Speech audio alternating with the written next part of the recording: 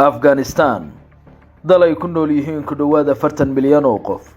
taariikh weyn oo gumaysi leh buuraley ah ka oo xad kale leh Pakistan jihooyinka bari iyo koonfur Iran xuduud wadaag kala ah dhinaca galbeed Turkmenistan Uzbekistan iyo Tajikistan docda waqooyi xad wadaag kala ah Jaynana soo hodin kala wadaaga dhinaca waqooyi bari indhaha caalamka iyo Afghanistan ku jeeda maalmahan sababtuna waa in 20 sano kadib xoogagii hore looga saaray dalkaasi ee Taliban ay dib u wareegeen guud ahaan talada wadankaas madaxweynihii dunidu aqoonsanay dalka ka cayriyeen nidaam dawladeedkii halkaasi ka jiray ee adduunku ixtiraafsanaana xididada u siibeen hase yeeshee inagu ka hadlimayno inta badan xaaladda haatan ka taagan Afghanistan ee balinala dhugo 8 xaqiiqo oo ay maangal tahay inaadan ka ogeyn dalkan kow weli lama oga cidii asaastay caasimadda qadiimiga ah ee dalkaas Kabul waa caasimadda Afghanistan iyo magaalada ugu weyn dalka magaaladani waxa ay sidoo kale astaan u tahay dhaqanka iyo taariikhdii hore ee Afgaaniyiinta ee luntay waayo ilaa hadda lama oga cidda si rasmi ah u asaastay magaaladan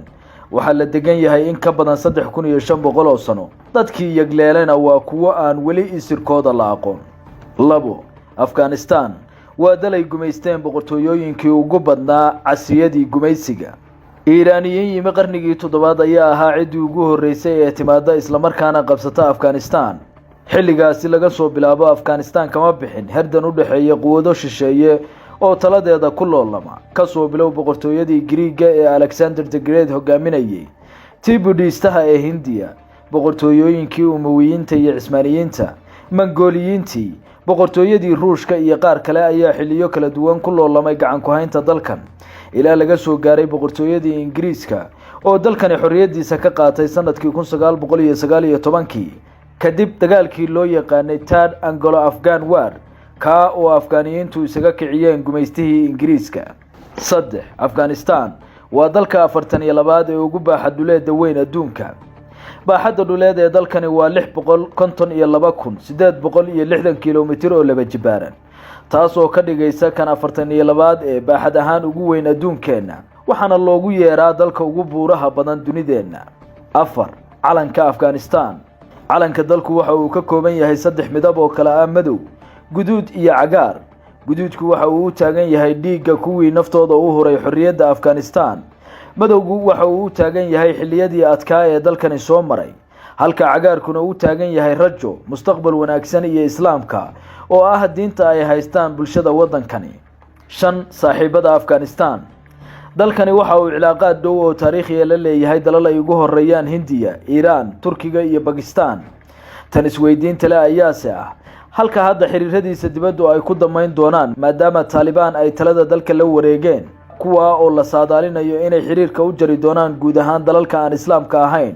wararka haatan ka soo baxaya wadankaasi waxa ay warinayaan in safaaradda kaliya ah ee Kabul weli ka furan ay tahay tan dalka Turkiga 90% dalagga la yiraahdo buubi waxa uu ka soo go'aa Afghanistan kani waa wax soo saarka ugu weyn ee ay dunida u beecgeyso Afghanistan buubi waa geed laga sameeyo maadada xanuun baabi'iyaha ah ee loo yaqaan opium sidoo kale waxa la wariyay in laga sameeyo qaar ka mid ah maandooriyeyaasha halisaha caafimaad leh Taliban ayaa geedkan beeristiisa ka mamnuucday Afghanistan intii u dhaxaysay 1994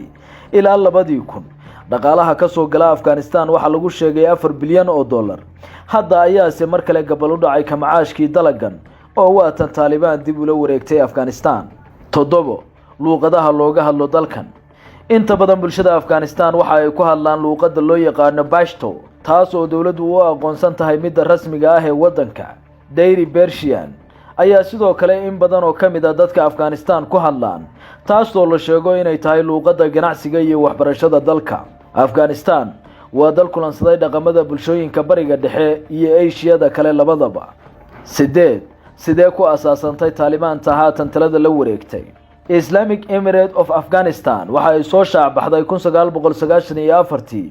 oo ay kamid ahayd kooxihii ugu waaweynaa ee ka qayb galay dagaalkii sokeeye ee Afghanistan waxayna inta badan Taliban ka koobnaayeen arday wax ka soo baratay jaamacado iyo iskuulo Islaami ah kuwa oo doonayay inay shariicada Islaamka ku dhaqaan wadanka waxa ay sidoo kale qayb ahaan ka qayb galeen dagaalkii Soviyetka ee Afghanistan muddadii uu hogaaminayay maxamed cumar waxa ay la wareegeen inta badan dalka Afghanistan iyagoo caasimadda waddankana u wareejiyay Qandahar. hase yeeshee Mareykanka iyo xulufadiisii NATO ayaa xoogagan meesha kaga saaray duulaankii Mareykanka ee Afghanistan 2001 kadib weerarkii daarihii mataanaha. wixii xilligaasi ka dambeeyana waxa ay kooxdani noqotay kuwa soohdimaha weeraro ka soo abaabula. ha yeeshee 20 sano kadib shalay ayay mar kale la wareegeen guud ahaan Afghanistan kadib markii ay madaxweynihii talada hayay ee Ashraf Ghani ka cayriyeen madaxtooyada Kabul kuna dhawaaqeen inay guud ahaan waddanka taladiisii gacanta ku dhigeen.